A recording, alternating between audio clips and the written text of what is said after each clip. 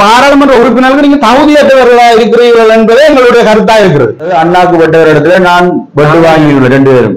கரையோரம் சம்பந்தப்பட்ட விஷயங்களை பற்றின விளக்கங்களை அறியாதவர் தான் இந்த அர்ஜுனா என்பவர். உமர் பிள்ளைகள் போகலாது, பள்ளிக்கூடத்தால வரையலாது, அப்படியான சீர்கேடாக எல்லாம் இருந்து கொண்டு 32 பேர் கூடியுள்ள அந்த எல்லாம் போது பொறியெல்லாம் வந்தவர். அனைவருக்கும் இனிய வணக்கம். நான் சார்ல்ஸ்.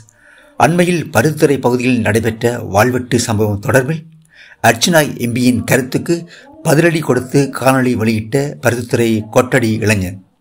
இந்த காணொலியை வடமாட்சி நண்பர் ஒருவர் எனக்கு அனுப்பி வைத்துள்ளார். வாருங்கள் காணொலிக்குள் செல்லலாம். நன்றி, வாழ்க வளமுடன். அதற்கு முன்னர் சிஎன்ஏ சார்ல்ஸ் என்ற என்னுடைய யூடியூப் சேனலை லைக் பண்ணுங்க, ஷேர் பண்ணுங்க, கமெண்ட்ஸ் பண்ணுங்க, மறக்காமல் சப்ஸ்கிரைப் பண்ணுங்க. நன்றி. அன்பார்ந்த மக்களுக்கு வணக்கம். நாங்கள் இப்ப இதை பற்றி பேச போறோமா இருந்தா கூடுதலாவே எங்களுடைய ஊரை பற்றியும் எங்களுடைய நிர்வாகங்களை பற்றியும் கரையோரத்துக்குரிய பிரச்சனைகளை பற்றியும் கௌரவ டிக்டாக் பேமஸாயின பாராளுமன்ற உறுப்பினர் அர்ஜுனா அவர்களுக்காகவும் மற்றது அவருக்கு வாக்களித்த மக்களுக்கும் விழிப்புணர்வை ஏற்படுத்தக்கூடிய அளவுக்கு தான் இந்த வீடியோ நாங்கள் சமர்ப்பிக்கிறோம். அவருக்கு டிக்டாக் பேமஸ் என்றதால டிக்டாக்ல ஒரு வீடியோ போட்டிருக்காரு. அப்படியாண்டா ஒரு இப்ப கிட்டடியில பருத்துறையில வாழ்வெட்டு சம்பவம் ஒன்று நடந்தது கரையோரத்துல. அதாவது கொட்டடி பருத்தித்துறை என்ற நகர கடத்தொழிலாளர் சங்கம், பருத்தித்துறை நகர கடத்தொழிலாளர் கூட்டுறவு சங்கத்துல எப்படி ஒரு பிரச்சனை நடந்திருக்கு. இந்த பிரச்சனையின் காரணத்தால அவர் ஒரு வீடியோ ஒன்று போட்டிருந்தார். அதுல இருக்கிற செயலாளர், அதாவது நான், அந்த செயலாளர்ன்றது நான், இந்த செயலாளர் அடாவடி, அதாவது தேசிய மக்கள் கட்சியோடு சேர்ந்து அடாவடியான செயற்பாடுகளை அவர் ஒரு பொய்யான ஒரு பிரதிநிதியாகும் என்று சொல்லி, மற்றது அவரோட ஒரு அகங்காரத்துல வேலை செய்யறதாகவும் எல்லாம் மக்களை அடக்குறதுன்னு சொல்லி அவர் ஒரு வீடியோ ஒன்று போட்டிருந்தாரு. அந்த வீடியோக்கான பதில் நாங்கள் கொடுக்க வேண்டிய கட்டாயத்தில் இருக்கிறதால மட்டும்தான் இந்த வீடியோ நாங்கள் அவருக்காக சமர்ப்பிக்கிறோம். அதாவது ஒன்று அவர் விளங்கிக் கொள்ள வேணும், தேசிய மக்கள் கட்சி என்றது முன்னுக்கு வர்றதுக்கு 2 வருடத்துக்கு முன்பதாகவே நாங்கள் இந்த கடத்தொழில் சங்கமாகிய நாங்கள் இந்த கிளீன் ஸ்ரீலங்கா திட்டம் அவர்கள் செய்யறதுக்கு முன்பதாகவே நாங்கள் இந்த எங்களுடைய கடத்தொழில் சங்கமானதை அமைப்புகளை கட்டுப்பாடாகவும் நல்ல முறைக்கும் இயங்கத்தக்கதாக மாற்றுவதற்கு வேலை திட்டங்களை செய்தோம். அதை அவர் முதலாவதாக அறிந்து கொள்ள வேண்டும். கரையோரம் சம்பந்தப்பட்ட விஷயங்களை பற்றின விளக்கங்களை அறியாதவர் தான் இந்த அர்ஜுனா என்பவர்.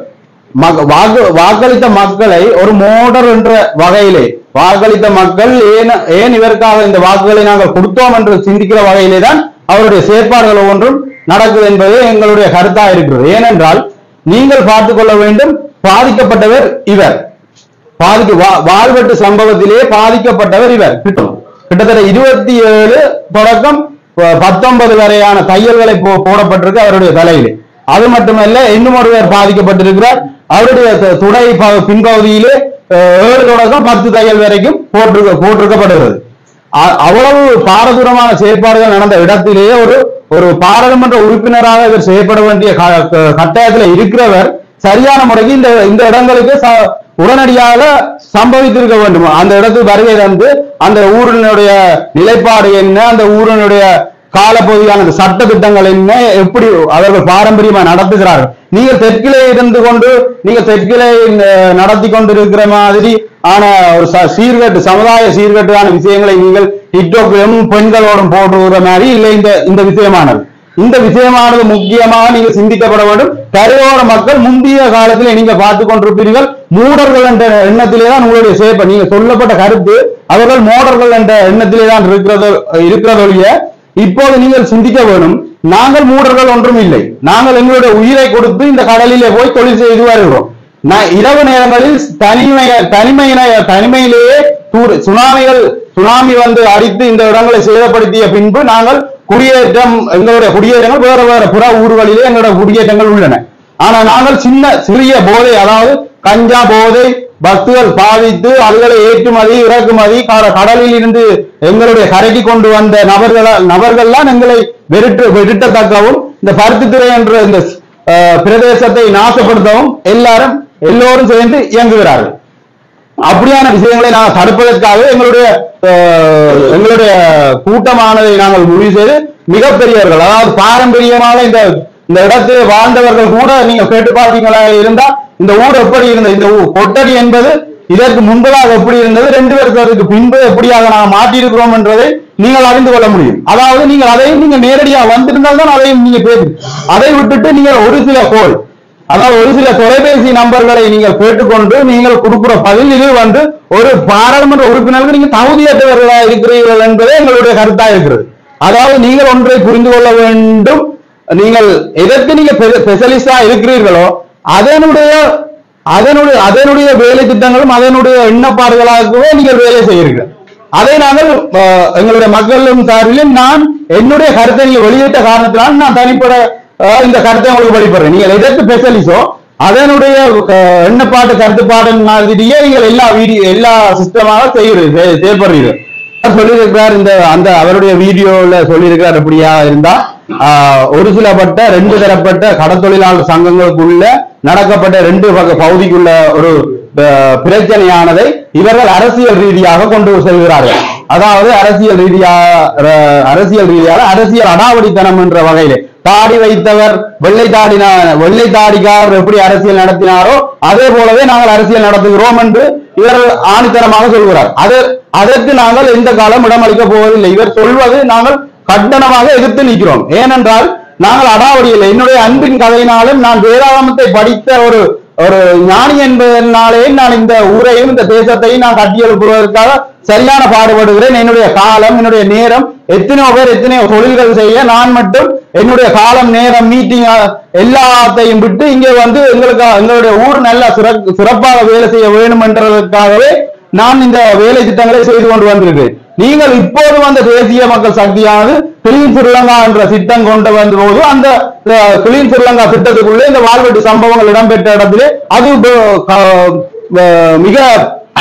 மிக பாரதூரமாகவும் கடினமாகவும் இனிமேற்பட்டு இந்த வாழ்வெட்டு சம்பவங்கள் இடம்பெறக்கூடாது என்ற நடவடிக்கையிலே தான் இந்த வேலை திட்டம் நடக்கிறதொழிய நீங்கள் சொல்லும் அளவுக்கு நாங்கள் அரசியல் ரீதியாகவோ அல்லது இந்த கௌரவ பாராளுமன்ற உறுப்பினர் எங்களுடைய அமைச்சராக செயற்பட்டுக் கொண்டிருக்கும் சிறப்பாக செயற்பட்டுக் கொண்டிருக்கும் எங்களுடைய கடத்தொழில் அமைச்சரானவர் உடனடியாக சம்பவ இடத்திற்கு விரைந்து வந்து அந்த மக்களை விசாரித்து மக்களுக்கான இவர்களால் பாதிக்கப்பட்டவர்கள் எத்தனையோ பேர் இருக்கிறார்கள்.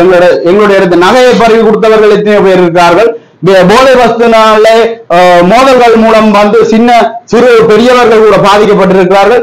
அவர்களை கூட இவர்கள் விசாரிக்காமல் இவர் இப்படி ஒரு வார்த்தை வாழ்வெட்டு சம்பவத்திலே வாளால் தூக்கி வெட்டியவர்கள் எங்களுடைய ஊரை சேர்ந்தவர்கள் தான். ஆனா அவர் போலீஸ் ரெக்கார்டை நீங்கள் பார்த்திருப்பீர்களா இருந்தால் அவர்களுக்கு எவ்வளவுக்குரிய போலீஸ் ரெக்கார்டிலே அவர்களுக்குரிய அவர் நடத்தின வாழ்வெட்டு சம்பவங்களும் சரி, போதை வஸ்தும் சரி, அவர் எதெல்லாம் செய்திருக்கிறார் என்பதை நீங்கள் அறிய வேண்டும். அறிய வேண்டிய பிறகுதான் நீங்களோட இப்படியான சம்பவங்களை பற்றி கதைத்து பேச வேண்டும். உங்களை நான் சவால் விட்டு கொண்டு வருகிறேன். நீங்கள் எங்களுடைய பாதிக்கப்பட்ட நபர்களிடமோ ஒரு கேஸ் ஏதும் போலீஸிலே ரெக்கார்டிலே ஒரு சண்டை கேஸோ இல்லது நீதிமன்றத்துக்கு அனுப்பப்பட்ட ஒரு பதிவு இருந்தால் கூட நீங்கள் சொல்லுங்கள். நாங்கள் உடனடியாக நாங்கள் சண்டைக்காரர்கள் என்ற லிஸ்டிலே நாங்கள் உடனடியாக சேர்றோம் என்று நாங்கள் சவால் விடுவோம் உங்களுக்கு. ஏனென்றால் இந்த ஊரிலே நாங்கள் ஒரு சின்ன நபர்கள் ஒரு இப்ப தரப்பட்ட இளைஞர்களாலேயே இந்த சம்பவம் இடம்பெறுகிறது. அதாவது நாங்கள் ஒரு சின்ன எதிர்ப்பு எங்களுடைய ஊர் சட்டத்தின்படி நாங்கள் எதிர்த்து கதைக்க முடியாமல் இருக்கிறது. ஏனென்றால் இரவில் நாங்கள் தூரத்தில் இருந்து தொழில் செய்து வரும்போது ஆட்களை வைத்து, அதாவது போதை வஸ்து, கஞ்சா போதை, உடுவு மற்றும் போதைப் பொருட்கள், போதை குடிசைகள் அனைத்து பாவனையாளர்களும் விற்பனையாளர்களுமே இவர்களுக்கு துணை போகிறார்கள். அவர்களுடைய நெருக்கடியை நாங்கள் அந்த சங்கத்தின் கட்டுப்பாடுகளினால் நெருக்கடி கொடுக்கிறோம். அந்த நெருக்கடியினால் இவர்கள் உடனே வெளியிருக்கிற அவருடைய போதைக்கு பிசினஸ் உரியவர் அவருடைய பவரை பாவித்து வேற நிறைய ஆட்களுக்கு பணங்களை செலுத்தி எங்களை இடைமறித்து வழிமறித்து வெட்டி காயப்படுத்தி வாழ்வெட்டி பைக்குகளை எங்களுடைய மோட்டார் பைக்குகளை பறித்து எல்லாம் எங்களுக்கான சீர்வலை செய்யறோம். இரவிலே நாங்கள் இந்த இலங்கைக்கான நாங்கள் இரவிலே கஷ்டப்பட்டு எங்களுடைய உயிரை பணிய வைத்து நாங்கள் போய் கடலில் மீன் பிடித்து வந்து இந்த இடத்திலே நாங்கள் இந்த இலங்கைக்கான பொருளாதாரத்தை மேம்படுத்துறதுக்கான செயற்திட்டத்தை செய்வதால் இந்த மீனவர்களுடைய பிரச்சனை பக்கத்தில் கிராமத்திலே குறைந்தது ஒரு 20 தொடக்கம் 30 நாள் வரைக்கும் இந்த இப்படி ஒரு பிரச்சனை நடந்தது. பக்கத்து ஊரிலேயே வேற ஒரு இடத்துல இருந்து வந்து வாழ்வதால பட்டு சண்டைப்பட்டு அதை நான் அமைச்சருக்கு அறியப்படுத்தினேன். அது மட்டும் இல்ல, பக்கத்து இன்னும் ஒரு ஊர்ல நிர்வாக தலைவருக்கு கூட தாக்கி இருக்கிறார்கள். யார் யார் தாக்கி இருக்கிறார்கள், யார் யார் சண்டைக்காரர்கள் என்று பார்த்தால் இதற்கு பின்னணியாக இருப்பவர்கள் போதவஸ்து பாதனையாளர்கள், விற்பனையாளர், ஏற்றுமதியாளர் தான். அதை நாங்கள் எதிர்த்து நிற்கும் போது இவர் அரசாங்கத்தோடு சேர்ந்து இவர் பயணித்து இந்த பருத்தித்துறையை கிளீன் பண்ற ஒரு வேலை திட்டங்களை செய்கிறார். இவர் சமுதாய பணி, நான் என்னுடைய சர்வதேச சமுதாய பணி என்ற சர்வதேச சமுதாய பணி அவார்டு நான் எடுத்திருக்கிறேன். 40 வருடங்களுக்கு பிறகு இங்கே கொடுத்திருக்கிறார்கள். எனக்கு வவுனியாலே அது கிடைத்திருக்கிறது, சும்மா கிடைக்கவில்லை. நான் ஒரு சமுதாய பணி செய்தபடியினால் தான் எனக்கு கிடைத்தது. அந்த சமுதாய பணி ஒரு மனிதரை பார்த்து நீங்கள் இப்படியான வார்த்தை விட்டதே முதலாவது உங்களுடைய தவறை நாங்கள் சுட்டிக்காட்ட வேண்டும். அதற்காகவே நான் அந்த வீடியோ உங்களுக்கு சமர்ப்பிக்கிறோம். அதாவது அர்ஜுனா அவர்களே ஒன்று கேட்டுக்கொள்கிறோம் உங்களை, நீங்கள் ஒரு தமிழனாக இருந்தால், நீங்கள் ஒரு தமிழர் தேசத்தை விரும்புவதாக இருந்தால், முன்னைய போராளிகளை விரும்புவதாக இருந்தால், நீங்கள் சரியான முறைக்கு உங்களுடைய எம்பி அதாவது பதவியை நீங்கள் காப்பாற்றிக் கொள்ளுங்கள். காப்பாற்றிக் கொண்டு மக்களுக்கான பிரச்சனைகளை தீருங்கள். தேசிய மக்கள் சக்தியானது அவர்களுடைய இடத்திலே சம்பவ இடத்திலே உடனே போய் அந்த பிரச்சனையை தீர்த்து அந்த இடத்திலே தீர்வு காண பதிலையோ இல்லாட்டி கால அவகாசங்களையோ கேட்டு மக்களை மதிக்கிறார்கள். கிட்டத்தட்ட பருத்தித்துறையை நீங்கள் எட்டி பார்த்தீங்கன்னா என்னுடைய அனுபவத்துக்கு சொல்றேன். தோழர் எங்களுடைய அமைச்சர் கௌரவ அமைச்சர் ராமலிங்கம் சந்திரசேகரம் அவர்கள் சம்பவ இடத்திலே 11 பேரும் இதோட இந்த பருத்தித்துறைக்கு 2 மாத காலத்துக்குள்ளேயே 11 பேரும் இந்த இடத்துக்கு பிரவேசித்திருக்கிறார். உடனுடனே பிரச்சனைகளுக்கான கால அவகாசம் கேட்டும் உடனே அந்த பிரச்சனைகளை தீர்க்கிறதுக்குமானது. நீங்கள் வீட்டுக்குள்ளே கோட் சூட்டை போட்டு வீட்டுக்குள்ளே இருந்து டிக்டாக் போட்டு வீடியோ போட்டு மற்றவர்களை அசிங்கப்படுத்தாங்க, தமிழர்களை அசிங்கப்படுத்தாங்க. உங்களுடைய தெற்கிலிருந்து வந்த உங்களுடைய பழக்க வழக்கங்களை மாற்றிக்கொள்ளுங்கள். நீங்க மாற்றிக்கொள்ள விட்டால் நாங்கள் மக்களால் புரட்சி செய்ய வேண்டி வரும். நீங்கள் இப்போது ஒரு நல்ல அரசாங்கம் வந்திருக்கிறது. அந்த அரசாங்கத்தோடு சேர்ந்து நீங்க உங்களுடைய சில வீடியோக்கள் நாங்கள் பார்க்கிறோம். நீங்க இப்ப கதைத்த வீடியோக்களை பார்க்கிறோம். ஒன்று மட்டும் அறிவா தெரிகிறது, நீங்கள் தேசிய மக்கள் சக்திக்குள்ளே இருந்து வேலை செய்ய போறதுக்காக நீங்கள் திட்டமிடுகிறீர்கள். நீங்கள் நான் தான் தேசிய மக்கள் சக்தி, நான் அவரோட கலைக்கிறேன். அர்ஜுனா இளங்குமரன் அண்ணன், இளங்குமரன் தம்பி, ராமச்சந்திரன் கௌரவ பாராளுமன்ற உறுப்பினர் ராமச்சந்திரன் சந்திரசேகரம் அவர் அண்ணா, மற்றது டாக்டர் அவர் பேர் டாக்டர் அவர்கள் அண்ணன் தம்பி சார் என்றெல்லாம் கொடுக்கிறீர்கள். அப்போ உங்களுக்கு ஒன்று மட்டும் அறிவா தெரிகிறது, நீங்கள் ஒன்றை புரிந்து கொள்ள வேண்டும். தேசிய மக்கள் சக்தி என்றது உங்களுக்கு எந்த காலமும் இந்த உங்களுடைய மோட்டர் தரமான எண்ணங்களுக்கும் இதுகளுக்கும் ஒரு காலமும் உங்களுக்கு ஒரு பதவியையோ உங்களுக்கு ஒரு எண்ண கருத்தையோ ஒன்றுமே தரமாட்டது என்றதை நான் தனி மனிதனாகவே நிரூபித்து சொல்கிறேன். இன்னும் ஒரு விஷயம் நான் சொல்லிக்கொள்ள ஆசைப்படுறேன். அவர் சாவச்சேரி மக்களாலேயே சாவச்சேரியிலே வைத்தியசாலையிலே சில நபர்களை சொல்லி தூண்டப்பட்டு அவர்களுடைய குறைகளை சொல்லியும் அவர்களுக்கான ஆதாரம் இருக்கு என்று சொல்லியும் அந்த மக்களை பைத்தியகாரர்கள் ஆகி அவர்களுடைய இரக்கத்தின் ஓட்டை பெற்றுதான் இவருடைய பாராளுமன்ற உறுப்பினராகவே பெற்றதன் காரணமாக என்னுடைய இவருக்கு நான் ஆணித்தரமாக சொல்ல விரும்புகிறேன். சாவச்சேரி மக்களுடைய பிரச்சனையை நீங்கள் கவனிப்பேன் என்று நான் சாவச்சேரி மக்களை கவனிப்பதே என்ற நோக்கம் என்று சொன்ன நீங்கள் இப்போது சாவச்சேரி மக்களுக்குள்ள நடக்கிற இந்த பிரச்சனைகளை நீங்க போய் சந்திக்கிறீர்கள் இல்லை. இது நான் ஆணித்தரமாக சொல்வேன். ஏனென்றால் இப்போது நீங்கள் மாவீரர் துயிலும் இல்லத்துக்கு கூட இதுவரைக்கும் நீங்க சென்றதில்லை. வல்வெட்டித்துறைக்கு கூட நீங்க சென்றதில்லை. பருத்தித்துறைக்கு கூட நீங்க வந்ததில்லை. ஆனால் ஒரே ஒரு போன் தொலைபேசி நம்பரை கேட்டு உடனடியாக இப்படி ஒரு பாராளுமன்ற உறுப்பினர் தகுதி பெற்ற கௌரவ பாராளுமன்ற உறுப்பினராக நீங்க இருந்து கொண்டு இப்படியான சூழ்நிலைகளில் இப்படி பேசி பழகாதீர்கள். முதல் மக்களை சந்தியுங்கள், அந்த மக்களுடைய பிரச்சனையை கேட்டுக்கொள்ளுங்கள், இந்த ஊர் எப்படி இருக்கிறது என்றதை அறியுங்கள். அதற்கு பிறகு உங்களுடைய நீங்கள் ஒரு சட்ட நீதிபதியாக அதாவது வக்கீல் அதாவது நீதிபதி செய்ய வேண்டிய வேலையை தான் இப்ப நீங்க வீடியோல செய்ய கொண்டிருக்கிறீர்கள். அப்ப அந்த வேலையை நீங்கள் அதுக்கு பிறகு பாருங்கள். நீங்கள் உங்களுக்கு சொல்லப்படுற மக்களுக்கு விளங்கவில்லை, உங்களுக்கு வாக்களித்த மக்கள் ஒரு சில பேர்கள் விளங்கவில்லை. நீங்க உங்களுக்கு சொல்வது எல்லாமே சூரியனை பார்த்து நாய் குலைப்பது மட்டும்தான். இதே போலதான் நீங்க சொல்லிக் கொண்டிருக்கிறீர்கள். உங்களால எந்த பிரச்சனையுமான தீர்ந்த முடிவுகளை நாங்கள் இதுவரைக்கும் எந்த வீடியோக்களையோ இல்ல நேரையோ காணவில்லை. நீங்கள் சும்மா இருப்பவர்களை தூண்டிவிட்டு அவர்களுடைய வெளிநாட்டவர்களுடைய உங்களுடைய இடம்பெயர்ந்த போராளிகளுடைய எண்ணப்பாடுகளை உங்கள் மனநிலையில் நீங்கள் தனித்தன்மையாக உழைப்பதற்காகவே நீங்கள் இந்த வேலை திட்டங்களை செய்கிறீர்கள் என்றது மட்டும் எங்களுக்கு தெரிகிறது. எங்களுடைய ஊராக இருந்தாலும் சரி, எங்களுடைய ஒட்டுமொத்த கடற்கரையோர மக்களாக இருந்தாலும் சரி, வல்வெட்டித்துறை தொடக்கம் கட்டக்காடு வரை நீங்கள் என்னை பற்றி விசாரித்தால் சொல்லுவார்கள் எப்படிப்பட்ட மனிதன் என்று. நீங்கள் இப்படியான மனிதனை நீங்கள் ஒரு காலம் கொச்சைப்படுத்தாதீர்கள். உங்களுக்கு பிரச்சனை வேணும்னா நேரே வாங்க, நாங்கள் கதைக்கு உங்களோட பேசி நீங்க தீவிர எடுத்து தருவீர்கள், தரமாட்டீர்கள், அதை அடுத்த பேச்சு எங்களை தீர விசாரியுங்கள். அதை விட்டு ஒரு போன் கோலை வைத்து நீங்கள் முடிவெடுக்காதீர்கள். மற்ற இன்னும் சொல்லிக் கொள்ள விரும்புகிறேன், வாழை எடுத்து வெட்டுகிறவர்களும் மனிதர்கள் தான், அது நீங்கள் புரிந்து கொள்ள வேண்டும். அதற்கும் அம்மா, அப்பா, அண்ணன், தம்பி, எல்லா சகோதரர்களும் இருக்கும். அவர்களுக்கு தான் துணை போவார்கள். அதை நீங்கள் ஒன்று புரிந்து நீதிமன்றத்துக்கு கொண்டு போய் அவர்களுக்கு தண்டனை பெறும் மட்டும் அவர்களே பின்னாலே வருவார்கள். ஏனென்றால் அவருடைய மன ரீதியான பாசம், அன்பினால் அவர்கள் தங்களுடைய பிள்ளைகளை பாதுகாக்கத்தான் பார்ப்பார்கள். நீங்கள் ஒன்றை புரிந்து, இதுல 9 பேர் சம்பந்தப்பட்டிருக்கிறார்கள். 9 பேருக்கு 3 படி பெருக்கி பார்த்தாலே 27 தொடக்கம் 30 வரையான மக்கள் இருக்கும். அந்த மக்களுடைய கதையை கேட்டு நீங்கள் கதைப்பதும் மிகவும் தவறு. நீங்கள் ஒரே ஒரு பெரியவர்கள் மட்டுமன்றே சொன்னீர்கள். அந்த 30 பேருடைய அப்ப நீங்கள் சொல்வது எல்லாமே போலீஸ் அதிகாரியை கொச்சைப்படுத்துகிறீர்கள். பாராளுமன்ற உறுப்பினர், எங்களுடைய கௌரவ பாராளுமன்ற உறுப்பினர் அமைச்சர் அவர்களையும், கடத்தொழில் அமைச்சர் அவர்களையும் கொச்சைப்படுத்துகிறீர்கள். கௌரவ பாராளுமன்ற உறுப்பினர் இளங்குமரன் அவர்களையும் கொச்சைப்படுத்துகிறீர்கள். எல்லோரையும் தேவையில்லாமல் இப்படி இந்த பிரச்சனைகளுள்ள எடுக்கிறீர்கள். நீங்கள் என்னென்றால் அடுத்து வருகின்ற ஒரு தேர்தலை நோக்கி நிற்பதாலே நான் இதை என்ன கருத்தில் கொள்கிறேன். நீங்கள் அடுத்த தேர்தலில் சாவச்சேரியில் நடந்த வைத்தியசாலையில் இடம்பெற்ற சம்பவம் மாதிரியே இந்த பிரச்சனையை கொண்டு. ஆனால் ஒன்றை உங்களுக்கு மட்டும் சொல்கிறோம், எங்களுடைய எண்ண கருத்து இந்த இடத்திலே நிறைவேறாது என்பதை உங்களுக்கு ஆணித்தனமாக சொல்கிறோம். கூட நான் உங்களுக்கு சொல்லிக் கொள்ள விரும்புகிறேன், நான் அரசியல் ரீதியான பாவனையோ இல்ல அரசியல் ரீதியான சம்பவத்துக்கான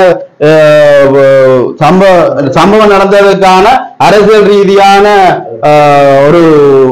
ஒரு ஆயுதமாகவோ நான் இப்ப கூட நான் பேசும்போது சர்வசாதாரணமான மனிதனாகவே மட்டுமே பேசுகிறேன். இதில் எனக்கு என்பிபியும் இல்லை, நீங்கள் சொல்ல போற அர்ஜுனா என்பவர்களோடு இணைந்தவர்களும் இல்லை, எதிர்த்தவர்களும் இல்லாத சர்வசாதாரண மனிதனாகவே நான் இந்த கருத்தை உங்களுக்கு சொல்கிறேன். அதாவது பாதிக்கப்பட்டவர்களுடைய இந்த பாதிக்கப்பட்டவரை நீங்க சொல்கிறீர்கள், இது ஒரு நாடகம், இது ஒரு அரசியல் நாடகம் என்று சொல்கிறீர்கள். அதை நான் சொல்றோம், அது அரசியல் ரீதியான எந்த விதமான சம்பந்தமாக அதை நோக்கியே நாங்கள் அந்த எண்ண கருத்தும் இல்லை. இது உண்மையான ஒரு நடந்த சம்பவமும் மற்றும் இதனுடைய ஆதாரத்தை உங்களுக்கு சமர்ப்பிக்க வேண்டும். நான் கட்டாயமாக நன்றாக பாருங்கள். இது இவர் சொல்லுகிறார் அர்ஜுனா என்பவர், இது ஒரு நாடகம். அர்ஜுனா மாத்திரமல்ல, இந்த இலங்கையில் உள்ள ஊடகவியலாளர்களும் சொல்கிறார்கள் என்பிபியினுடைய ஒரு ராஜதந்திர வேலை என்று சொல்கிறார்கள். இதை வடிவா உற்று பார்த்தீர்கள் தெரியும், இவர்தான் அதில் பாதிக்கப்பட்டவர். நேற்றைய தினம்தான் இவர் வைத்தியசாலையில் இருந்து விடுவிக்கப்பட்டுள்ளார். இதனுடைய ஆரம்பம் எப்படி இருக்கும் என்று பார்த்தால், ஒரு சில நபர்களுக்கு நாங்கள் எங்களுடைய கட்சியில் போகிற ரீதியிலும் என்னுடைய வளர்ச்சியிலும் என்னுடைய இந்த சங்க கட்டுப்பாட்டிலும் அவர்களுடைய அதாவது போதை வஸ்து தன்மைகள், அவருடைய களவு சம்பந்தப்பட்ட பிரச்சனைகள், கடலில் சென்று நாங்கள் இந்த போதை வஸ்தான பிரச்சனைகளை நாங்கள் செயற்படாமல் போகுது என்றது ஒரு எண்ண கருத்து. பெரிய பெரிய முதலைகள், அதாவது இந்த போதை வஸ்துக்கு சம்பந்தப்பட்ட முதலைகள் இவர்களை தூண்டிவிட்டே இந்த சம்பவம் இடம்பெற்றது. அதற்கு நான் மிகவும் எதிர்ப்பானவன். அதாவது நான் இந்த இடத்திலே போதை வஸ்து விற்கிறவர்களை கூட நேரடியாக சொல்வேன், இந்த இடத்திலே எங்களுடைய இடம் நான் தூய்மையாக நிறைய பாடுபடுகிறேன், இந்த இடத்திலே இந்த இப்படியான சம்பவங்களை நீங்க செய்யாதீர்கள். அவர்கள் எத்தனையோ தடவை நான் சொல்லியும் அதை ஒரு மட்டம் தட்டுற அளவுக்கு இருந்துச்சு. அப்ப அதற்கு பிறகு நான் எத்தனையோ தடவை போலீசாரிடம் அதை பற்றி புறப்பாடுகள் சொன்னேன். ஆனா போலீசார்களுக்கு அதற்கான ஆதாரம் கிடைக்கவில்லை. போலீசார் எத்தனையோ வந்தார்கள், அதற்கான ஆதாரம் கிடைக்கவில்லை. பின்பு இப்படியே இந்த விஷயங்கள் நாங்கள் இப்போது என்பிபிக்கு ஊடாக இருக்கிறதுனால கிளீன் திருலங்கா திட்டம் நேற்றைய தினம் தான் இங்கே உருவாக்கியது. அதுக்கான மீட்டிங் நான் சென்றிருந்தேன். அதற்கு முன்பதாகவே இந்த பிரச்சனை மிகவும் பாரதூரமாகவே இந்த பிரச்சனை கதையோட முழுக்கவும் இந்த வாழ்வெட்டு சம்பவம் இந்த போதை வஸ்தும் மிகவும் பாரதூரமான பிரச்சனையாகவே இருந்தது. அதே போல நான் என்னுடைய வேலை சம்பந்தமாக, நான் தனிப்பட்ட வேலை சம்பந்தமாக நான் இந்த கடற்கரை ஓரத்துக்கு வந்து கொண்டிருக்கும் வேளையிலே இந்த என்னுடைய வல்லம் ஒன்று இருக்கிறோம், அதை நான் விற்பதற்காக என்னோட கூட நெடுந்தீவை சேர்ந்த நபர்கள் கொஞ்சம் வந்திருந்தார்கள். அவர்களுக்கு நான் இந்த வல்லத்தை விற்பதற்காக காட்டுறதுக்காக நான் என்னுடைய வீட்டில் இருந்து வந்து கொண்டிருக்கும் வேளையிலே எனக்கு ஒரு தொலைபேசி வந்தது. அந்த தொலைபேசியிலே என்னுடைய போட்டோவை காட்டி இவர்களை நான் வெட்ட வேண்டும், இவர்களால நாங்கள் எங்களுடைய போதை வஸ்து தொழில்களை செய்ய முடியாதுள்ளது என்று சொல்லி அங்கேயே அவர்களுக்குள்ளே குடிபோதையினாலே 2-3 பிரச்சனைகள் வந்து அந்த போட்டோவை இன்னும் ஒருவர் பார்த்து அந்த போட்டோவை பார்த்த இடத்திலே அவர் என்னுடைய Facebook மூலமாக என்னுடைய நம்பரை எடுத்து அந்த நம்பருக்கு தம்பி உங்களுக்கு வெட்டுவதற்காக இப்படி வாள் வந்து விலை கொடுத்து வாங்குகிறார்கள், அந்த இடத்துல வாள் தரமாட்டோம் என்றும் சண்டைப்படுகிறார்கள், தம்பி நீங்க கவனம். நான் என்னுடைய எண்ணமானது சரியான கவலைக்குற்ற உள்ளாகி என்னுடைய ஆபீஸுக்கு நான் அவர்களுக்கு எடுத்து சொன்னேன், இப்படியான பிரச்சனைகள் ஒன்று போய்கொண்டிருக்கிறது, எனக்கான பயமா இருக்கிறது என்று சொல்லி சொன்ன வேளையிலே உடனடியாக நான் அப்ப அதை என் தம்பியிடம் வந்து சொல்ல, தம்பி இடத்துல வேலை செய்து அவர்களுடைய கடல் வேலை செய்து கொண்டிருந்தார். அப்ப அவர் நான் வல்லத்தையும் காட்டி கொண்ட வேளையிலே நான் வரும்போது தம்பி வேலை செய்த இடத்திலே நான் சொன்னேன், தம்பி இப்படியான பிரச்சனை ஒன்று போகுது என்று சொல்லிக்கொண்டு இருந்த வேளையிலே இங்கே பார்த்தால் வாள் எடுத்து பிரச்சனை எடுத்த சம்பவங்கள் நடந்துட்டு கொண்டிருக்கிற நேரத்திலே நான் போயிருக்கும் போது என்னை வெட்ட வந்த நேரத்திலே அவருக்கு குறுக்கே போது அவர் வெட்டு வாங்கியது நடந்த சம்பவமா இருக்கிறது. இதற்கு பின்பு ஊர் மக்களாகிய அந்த சண்டைகளில் ஈடுபட்ட பார்வையிட்டனர்களை கேட்டால் கூட அவர்கள் சொல்வார் என்னென்ன பிரச்சனை நடந்தது. இதற்கு சம்பந்தப்பட்ட நபர்களுடைய எண்ணப்பாடு எங்களை வெட்ட வேண்டும் என்ற காரணம் என்னென்று பார்த்தீங்களா இருந்தா முக்கியமா இருக்கிறது. நான் வந்து இந்த சங்கத்திலே வந்து செயலாளராக பணிபுரிகிறேன். அதோடு கூட நான் இந்த இடத்தை நிறைய கட்டுப்பாடுகள் போட்டு இந்த ஊரை நல்லபடி வைத்திருக்கிறதும் அவர்களுக்கு போதை வஸ்து பிரச்சனைகளை செய்வதற்கும் சரியான இடையூறாகவே உள்ளது. அதை முன்னிலைப்படுத்தித்தான் அவர்கள் என்னை பழிவாங்கும் நோக்கத்துடன் இவர்கள் செயற்பட்டனர். இந்த செயற்பாட்டிலே அவர்கள் என்னை தாக்க வந்த இடத்திலே எங்களுடைய தம்பியும் மச்சானும் அதுக்கு பலியாகி உள்ளார்கள். பிடிக்க வந்த இடத்திலே மச்சான் வெட்டுப்பட்டு வாங்கினாரு, குறுக்க வந்த இடத்திலே என்னுடைய தம்பியானவர் தலையை கொடுக்க வேண்டி வந்தது. அடுத்தது சம்பந்தமா நாங்க வேலை செஞ்சு வந்திருக்க எங்க அண்ணா வந்து சொன்னது, இப்படி எனக்கு ஒரு கோல் வந்தது, இப்படி என்ன வெட்ட வாரார்கள் என்று சொல்லிக் கொண்டிருக்க இந்த சம்பவம் நடந்தது. அண்ணாக்கு வெட்ட இடத்துல நான் வெட்டு வாங்கி 2 பேரும் போய் வெட்டு வாங்கினாங்க. இந்த கொண்டறியா எனக்கு சரியா 63 வயசு. ஒரு சண்டை சூழ்நிலைக்கு போகாத நாங்கள் இவர்கள் முதலும் இப்படித்தான் ஒரு சண்டை வந்து பிடிச்சாங்க. பாலால வெட்டி என் மகனை மூத்தவனுக்கு 2ஆவதுக்கும் வெட்டி பெரிய பிரச்சனை நடந்து கோர்ட்டுல இப்ப வழக்கு நடந்து கொண்டு இருக்கு. இதுக்கு முதலே வழக்கு இருக்கு. வந்த ஆட்கள் ஒரு 30-32 பேர் கூடி வந்தவர், எல்லாம் பொறிதான் வந்தவர். வந்து வெட்டி என்னுடைய தொண்டையும் பிடிச்சு என்னுடைய மனுஷைக்கும் அடிச்சு எவ்வளவு பிரச்சனை நடந்துதான் கடைசியா வந்து நான் இங்க ஒரு இடம் சொல்லி பொலிசலாங்க கூட கொடுக்கிறான். அப்ப சங்கம் பெருசா இயங்கையில இப்பதான் சங்கம் சரியான ஒரு கட்டுப்பாட்டுக்கு வந்திருக்கு. அதை நாங்க வர வைக்கின்ற விஷயம். நான் வந்து கொண்டடியை சேர்ந்தேன். எனது பேர் நாராயண். எனக்கு வயசு இப்போ 52 வயசு. ஆனா நான் இடைக்கால கட்டத்துல ஒரு 30 வயசுக்கு பிறகு இந்த கிராமத்தை ஒரு ஆக்கிரமிப்பு மாதிரி, அதாவது போதைகள், சண்டைகள், குமர்பிள்ளைகள் போயிலாது, பள்ளிக்கூடத்தால வரையிலாது, அப்படியான சீர்கேடாக எல்லாம் இருந்து கொண்டிருந்தது. அப்படியே இருந்து கொண்டு நீடிச்சு கொண்டு வந்தது. இப்ப புதிய நிர்வாகம் தெரியப்பட்டா பிறகு 2 வருஷத்துக்கு தெரியப்பட்டா பிறகு இதெல்லாம் நீட்டான முறைக்கு அவர்கள் சரியான வழிநடத்தலை செய்து கொண்டு வந்து கொண்டிருக்கிற பொழுதுதான் இந்த பிரச்சனைகள் எல்லாம் சின்னனா என்ன மாதிரி துவக்கலாம் என்ற திட்டத்தை எல்லாம் தீட்டி இந்த பிரச்சனையை கண்பமா கொண்டு வந்து கடைசியாக அவருடைய சௌரங்களுக்கு காயப்படுத்தக்கூடிய மாதிரி ஆகிவிட்டு